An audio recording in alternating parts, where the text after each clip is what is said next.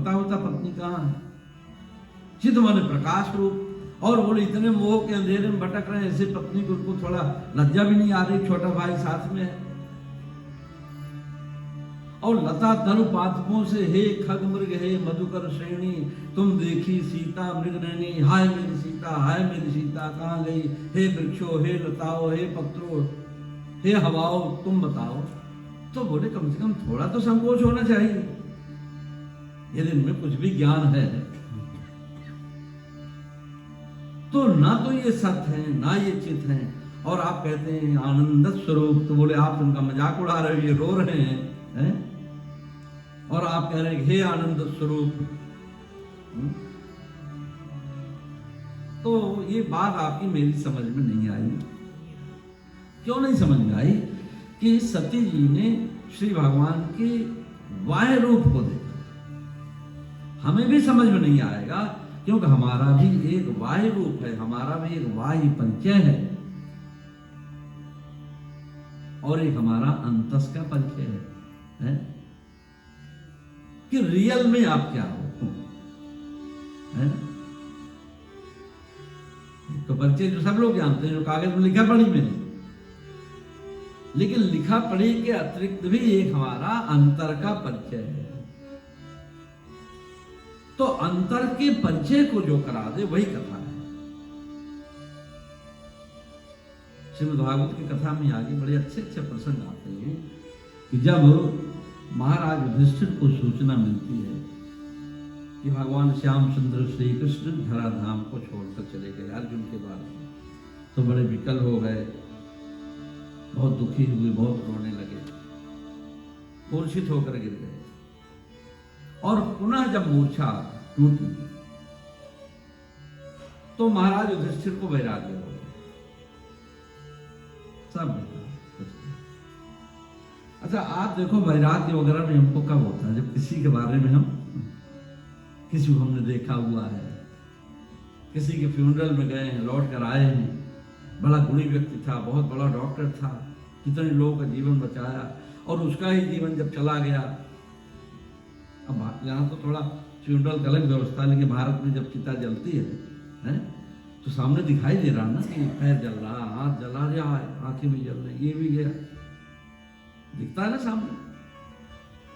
बनारस में जाओ दिन भर, वहां की तो विशेषता ये है कि चिता की अग्नि बंद ही नहीं होती, लगातार। तो वहां खड़े हो जाओ थोड़ी देर के लिए तो वैराग्य हो जाता है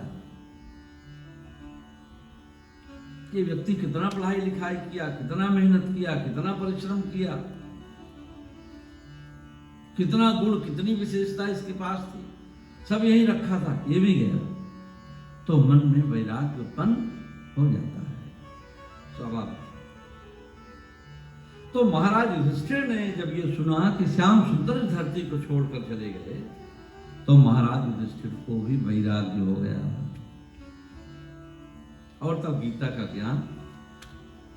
अच्छा बहुत से लोग भगवत गीता के बारे में ये सोचते हैं कि गीता सिर्फ है कि कर्म किए जा, बना दिया गाना, कर्म किए जा फल की इच्छा मत कर रहे इंसान। गीता सिर्फ कर्म में आपको प्रवृत्त ही नहीं करती, कर्म से निवृत्त भी करती है। जब आप जिस लायक और जैसे होते हैं। एक दिन भगवत गीता ने कर्म में प्रवृत्त किया, भागते हुए अर्जुन को कहा श्री भगवान ने, युद्धस्व विगतज्वरा, युद्ध करो, कर्म में प्रवृत्त हो, कर्म तुम्हारी नियति है, कर्म तुमको करना पड़ेगा। और आज पुनः वही भगवत गीता का ज्ञान महाराज युधिष्ठिर के समक्ष प्रकट हुआ। बोले कर्म किसके लिए, कब तक, किसके लिए कर्म?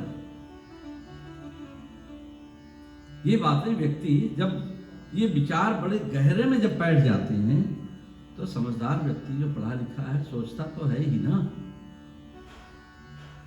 किसके लिए मैं कर्म करूं?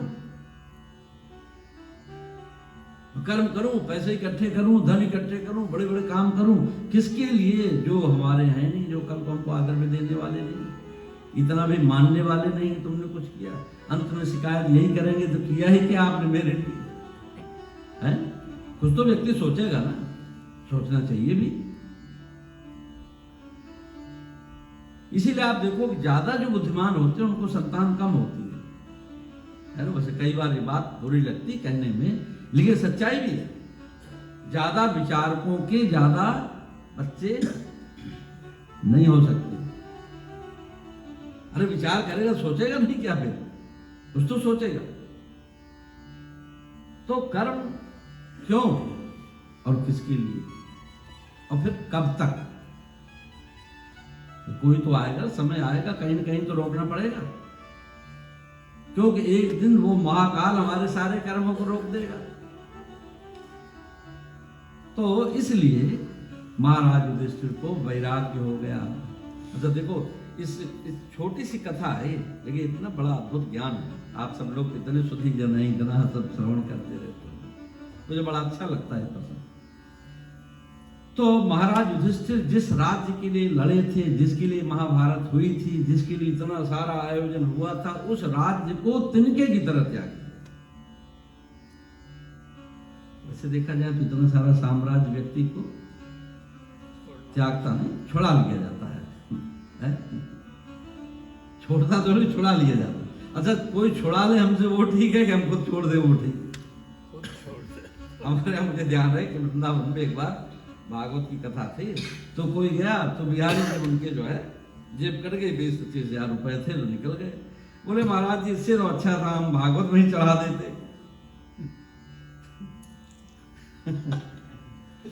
तो अब भागवत में चढ़ा देने का पुण्य थोड़ी मिलेगा, वो तो किसी ने छुड़ा लिया ना आपसे। दान जो सहज भाव से हमारे अंदर हमारी प्रसन्नता से उपजे, अब हम वृंदावन गए, हमारा 20,000 रुपया निकाल लिया जेब से, हम कहे चलो हमारा दान हो गया, नहीं, ऐसा नहीं, ये होशियारी नहीं चलेगी। ये कन्वर्टेबल नहीं है, ये कि आप कन्वर्ट कर दो। वो तो मन के संकल्प से हुआ तब दान है, ये तो किसी ने छुड़ा लिया। तो इसीलिए हमारे यहाँ शास्त्र कहते हैं कि भाई पहले से अपनी प्रसन्नता से। तो महाराज युधिष्ठिर को दुखी नहीं, दुख तो उनको हुआ भगवान के जाने का, और भगवान के जाने के बाद उनको वो सच्चाई भी समझ में आई कि हाय जब मेरे स्वामी ही नहीं रहे तो मेरे रहने का क्या मतलब।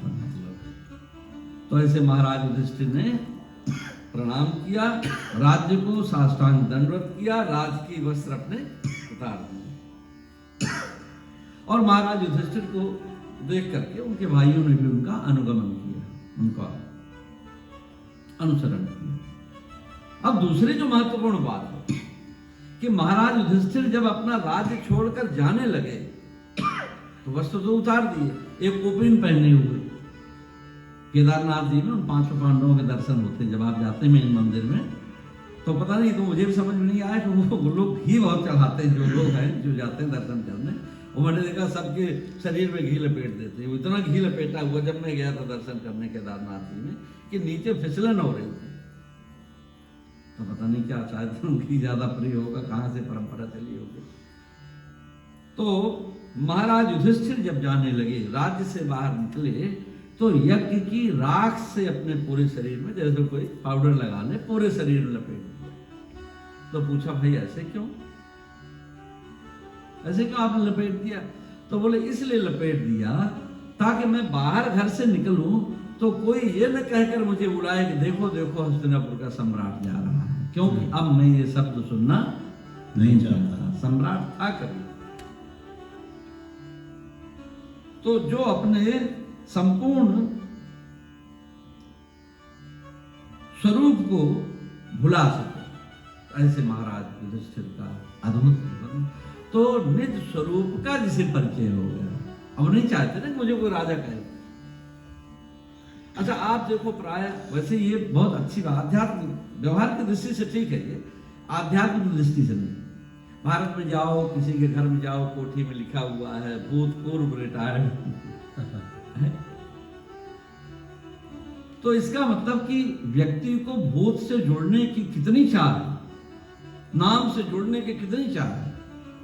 तो हमने कहा सीखा यहां से, ठीक है बच्चे लिख दे और कोई बात हो, लेकिन जब आप भूतपूर्व हो गए तो अब ये जो आपका बाह्य परिचय है, धीरे धीरे इस परिचय को भी समाप्त करो। क्योंकि आपने एक शीशी में, खाली शीशी हो और आप उसकी ढक्कन बंद करके गंगा जी में डाल दें, तो क्या गंगा जल भरेगा उसमें? नहीं भरेगा, क्योंकि आपने ढक्कन बंद रखा है। और ढक्कन खोल करके शीशी डाल दिए तो गंगा जल भर जाएगा। तो ऐसे ही हमने अपने अहंकार, देखो अहंकार बड़ा व्यापक शब्द है, मैंने बताया नहीं इस ढंग से भागवत को सुनते को सालों की कथा। अहंकार जैसे कोई लोग, ये व्यक्ति बड़ा अहंकारी है, नहीं, ये अहंकार का बहुत छोटा रूप है। अच्छा, तो क्या अहंकारी होना चाहिए? हाँ, बिल्कुल होना चाहिए। क्यों? इसलिए कि अहंकार ही तो हमारा परिचय कराता है ना। मैं माने क्या? अहंकार। अच्छा, मैं आपसे फिर कल मिलूंगा, ये कौन है मैं? हाँ। तो अहंकार क्या कर रहा है? आपका परिचय बोध करा रहा है। और अहंकार का सिर्फ कोई नेगेटिव पॉइंट नहीं है, उसका पॉजिटिव पॉइंट बहुत है। क्योंकि आपका जब परिचय होता है तो आप अपनी परंपराओं के करते, अच्छा मैं ऐसे नहीं कर सकता था, मेरी देखो मेरे पिताजी ऐसे थे, मेरे बाबा जी ऐसे थे, मेरी परंपरा ऐसी थी। तो ये जो अहंकार का काम है, ये कितना अच्छा है। ये अहंकार आपको रेगुलेट करता है। और उसका एक छोटा सा स्वरूप है, जब लोग कहते हैं बड़ा अहंकारी, क्यों? कि जब उस अहंकार में मैं से ऊपर जब हम बढ़ जाते हैं तो वो इतना ऊपर ले जा सकता है कि हमको रावण बना सकता है। हमारे डॉक्टर साहब बैठे हुए हैं, तो बीपी ठीक है, अच्छा बीपी नहीं होना चाहिए, लो हो जाए तो कितना मुश्किल है और हाई हो जाए तो मुश्किल है। लेकिन यदि अपने रेंज में नहीं रहेगा तो आपका शरीर कैसे चलेगा? सारा अंदर का सिस्टम सब कोलैप्स कर जाएगा। तो अहम की भावना हमारे जीवन के लिए, जब तक हम जीवित हैं तब तक जरूरी है ना? तब तक जरूरी। और जब अब धीरे धीरे उतार का समय आया तो बोले अब इसको भी हमें छोड़ देना है। अब क्या करना है? बोले अब एकमात्र प्रभु के साथ हमको जुड़ना है। अच्छा, जुड़ेंगे कैसे? बीच में कुछ होगा तो जुड़ेंगे, है? प्रीत कीन कछु बीच न राखा,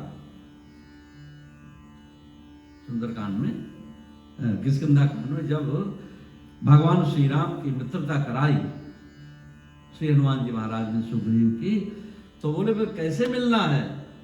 बोले कुछ बीच में मत रखना, है तभी तो मिल पाओगे ना। और हम इतना बड़ा गैप रख करके सोते मिल जाए फिर। इसीलिए कहा गया ईश्वर अंश जीव अविनाशी, चेतन अमल सहज सुख राशि। यह जीव भी वही है जो परमात्मा है, भगवान का अंश है ना। ईश्वर अंश जीव अविनाशी, यह विनाशी तत्व है। तो बोले लेकिन ये सुखी दुखी बहुत हो रहा है। तो बोले सुखी दुखी अपने संग साथ के कारण, जिसके साथ हम रहते हैं उसका प्रभाव हमारे ऊपर पड़ता है। दुखी व्यक्ति के साथ बैठो, कोई व्यक्ति बड़ा पैसिमिस्टिक है, उसके साथ आप बैठो तो आप में वो विचार आने लगे। प्राय आप देखो ये जो हमारा मन है ना, ये जैसे रेडियो स्टेशन होता है, ये रेडियो होता है ना, पहले रेडियो हम लोग रखते थे, तो जहां लेकर जाओ वहीं का स्टेशन बोलता है।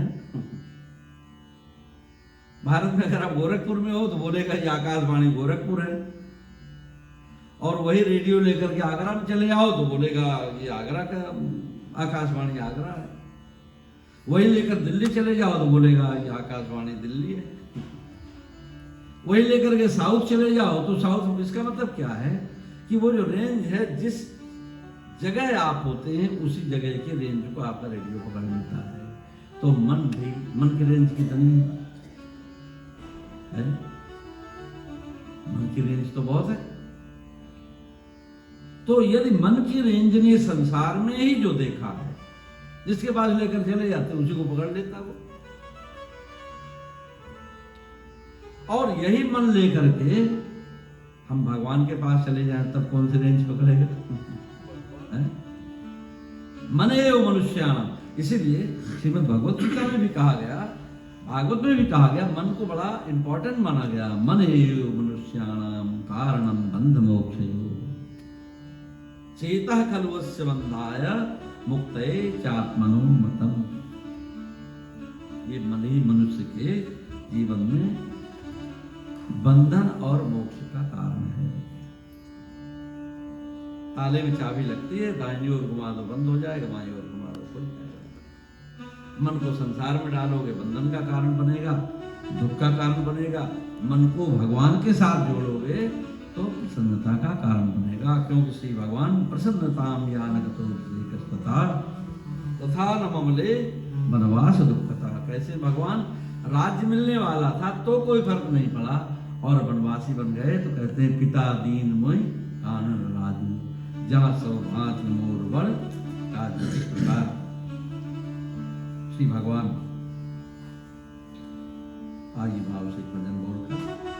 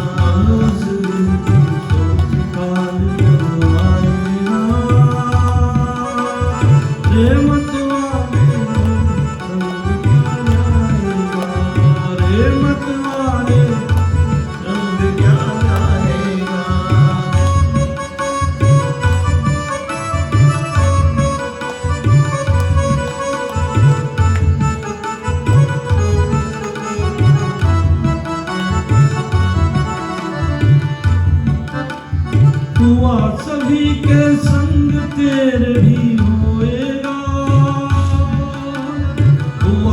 सभी के संग तेरे भी होएगा, हुआ सभी के संग तेरे भी होएगा, हुआ सभी के संग तेरे भी होएगा, जग न सकेगा कभी नींद तू ऐसी सोएगा, तुझे संसार जगाएगा, मनुष्य दिन की सोच काल जब आएगा, मनुष्य दिन की सोच काल जब आएगा, रेमत वाले संग क्या जाएगा, रेमत वाले क्या जाएगा, मनुष्य दिन की सोच काल जब आएगा, रेमत वाले संग क्या जाएगा, रेमत वाले संग क्या जाएगा।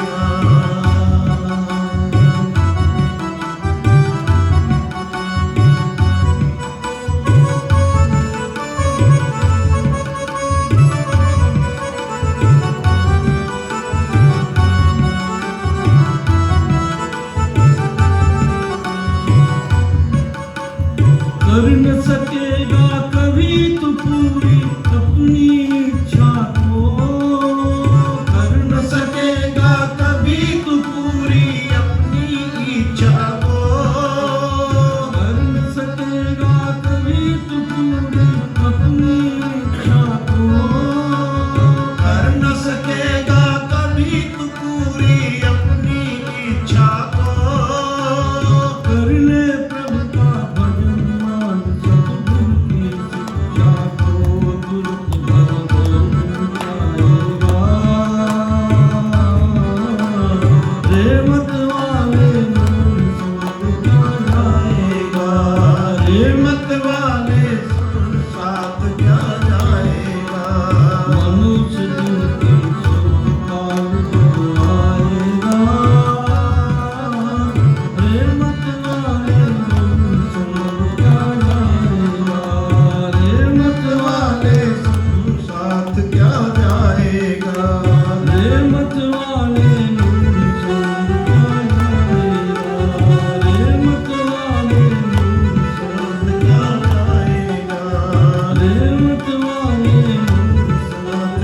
जाएगा, रेमत वाले साथ क्या जाएगा, रेमत वाले साथ क्या जाएगा, रेमत वाले संग क्या जाएगा। इस प्रकार महाराज युधिष्ठिर श्री भगवान के स्वधाम गमन का समाचार सुनकर महाराज युधिष्ठिर में वैराग्य उत्पन्न हो गया, और ऐसे महाराज युधिष्ठिर ने अपने निज स्वरूप को पहचान लिया। तो इस कथा का जो भाव है वो सिर्फ इतना ही है कि हम कभी भी, बहुत समय मिला हुआ है बचपन से लेकर बुढ़ापे तक, कभी भी अपने स्वरूप को पहचानें। देखो भगवान का ही एक द्वार ऐसा है जहां हम कभी लेट नहीं, हर चीज में हम लेट हो जाते हैं। पढ़ाई में कई बार लेट हो सकते हैं, विवाह में लेट हो सकते हैं, संतान का जन्म देर से हुआ, सफलता असफलता देर से मिलती है, ये सब हो सकता है। भगवान का ही एक मार्ग ऐसा है, जब जागे तभी सवेरे, कभी एनी टाइम, कभी भी। लेकिन जागरण जैसे सारे जीवन का सपना एक क्षण में टूट सकता है। रात में कितना लंबा सपना चला हो, जैसे जागे एक क्षण में समाप्त हो जाता है।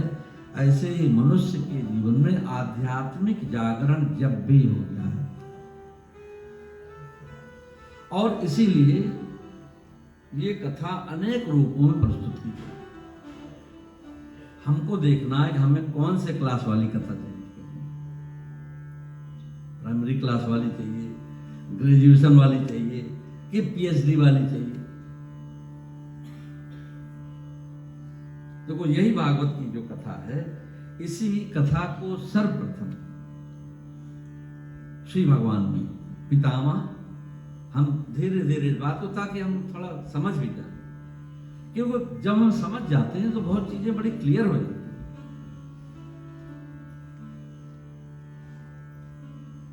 समझकर प्राप्त किया हुआ ज्ञान बड़ी जल्दी हमको, और समझ ना रहे तो सारी जिंदगी अंधेरे में चली जाए, तो उसका अपना फल है, वो बात मानते हैं। लेकिन समझने का फल तो, एक मुझे घटना इसी संदर्भ में याद आ रही कि एक बार मेरे गले में जो है काफी दिक्कत हो गई, गला बैठ गया, मुझे कहीं कथा के लिए जाना था, समय नजदीक आ जा रहा है और गला बैठा हुआ है, कैसे कथा होगी? भारत में आपको पता 5-5, 6-6 घंटे कथा होती है। तो फिर मैं वृंदावन से दिल्ली किसी डॉक्टर को बताया, किसी ने, कोई गले के डॉक्टर थे, उनको दिखाने के लिए आया। तो उनको दिखाने के लिए गए, बहुत अच्छे थे, कोई डॉक्टर गुप्ता करके थे, बड़े अच्छे थे। तो हमने जब उनको दिखाया, पहली बार है मेरा, कोई ऐसा नहीं कि कोई मेरे आध्यात्मिक रूप से परिचित थे, एज ए पेशेंट में गया। तो मैंने कहा कि पहले तो मुझे लगा कि ये ले लो, ये काढ़ा पी लो, ये कर लो, अदरक ले लो, फलाना ले लो, ये सब खूब चलता रहा। ये चला 15 दिन चला, काली मिर्च डाल लो, थोड़ा किसी ने कह दिया सौंफ डाल दो, किसी ने कहा उसमें शहद भी डाल दो, सब डाला डोली करने के बाद, लेकिन यहां तक कि जब मैं दिल्ली चला गया, उसके बाद सोचा कि अभी भी इसी से काम हमारा काढ़े से हो जाएगा।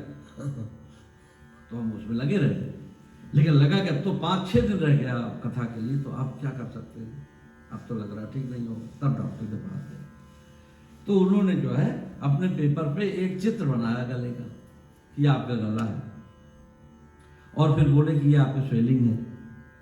तो बोले आपको कोई जरूरत दवाई की नहीं है, आप सिर्फ 5-6 दिन कंप्लीट मौन कर लो, मेरे को फोन भी नहीं उठाना, आप ठीक हो जाएंगे। हमने कहा डॉक्टर साहब लेकिन अब तो कथा बिल्कुल पास। बोले आप चाहे तो कोई दवाई दे दे, आपको नीड नहीं है। और आप मैं बताऊं कि उसके बाद मैंने कितने सालों, जब भी कथा से आना, गार्गल करने लगना, ये करना वो करना, उन्होंने ऐसा ज्ञान दे दिया, उसके बाद मैं ना कोई गार्गल करता हूं ना कुछ करता हूं, क्योंकि आपकी स्वेलिंग कम हो जाएगी तो अपने आप आपकी आवाज खुल जाएगी। और स्वेलिंग कम नहीं हो रही है और आप तरह तरह के काढ़े पी रहे हो, तो उससे भी होने वाला कुछ नहीं, क्योंकि आपको बात साफ हो गई, गले का पूरा चित्र बना के दिखा दिया, ये रीजन है। ऐसे ही ये कथा भी हमें पूरा खोलकर पूरे जीवन वृत्तांत को दिखा देती है। ये रहे आप, ये रही सृष्टि। तो श्री भगवान ने पितामह ब्रह्मा को ये ज्ञान सबसे पहले दिया। अच्छा क्यों दिया? क्योंकि श्री भगवान ने ब्रह्मा जी को कहा कि आप सृष्टि बनाओ, सृष्टि का निर्माण करो। तो ब्रह्मा जी ने कहा मैं सृष्टि बनाऊंगा तो सृष्टि के साथ मैं भी जुड़ जाऊंगा, क्योंकि हम जो बनाते हैं अपने निर्माण के साथ हम जुड़ जाते हैं, तो स्वाभाविक प्रक्रिया है। हम घर बनाते हैं, घर के साथ जुड़ जाते हैं, बच्चों को जन्म देते हैं, बच्चों के साथ जुड़ जाते हैं, कुत्ता बिल्ली के साथ जुड़ जाते हैं। तो पितामह ब्रह्मा ने कहा कि भाई मैं सृष्टि बनाऊंगा, इतने सारे मनुष्य, एक से एक गुणी, एक से एक अद्भुत, एक से एक, तो मैं जुड़ जाऊंगा फिर। तो श्री भगवान ने कहा मैं तुमको एक ऐसा ज्ञान दे रहा हूं जिस ज्ञान के बाद, बनाने के बाद भी तुम जुड़ोगे, बस ये ज्ञान आपके अंदर सदा विद्यमान है। और तब श्री भगवान ने 4 श्लोकों में ब्रह्मा जी को ज्ञान दिया। ज्ञान का बीज, बीज तो छोटा सा ही होता ना, ये तो विस्तार है। तो ज्ञान दिया, अहमेवासमेव, बाद में कभी श्लोक सुना, अहमेवासमेवाग्रे नान्यत् यत् सत् सत्परम पश्चादहम यदि तच्च येव शिष्येत सोऽस्मि ऋतेर्थम यत् प्रतीत न प्रतीत जात्मि तद विद्यात्मो मायाम यथा भासो यथा तमः। श्री भगवान ने कहा ब्रह्मा पहले तो ये ध्यान रखना कि जो कुछ भी होगा वो सिर्फ मैं करने वाला हूं,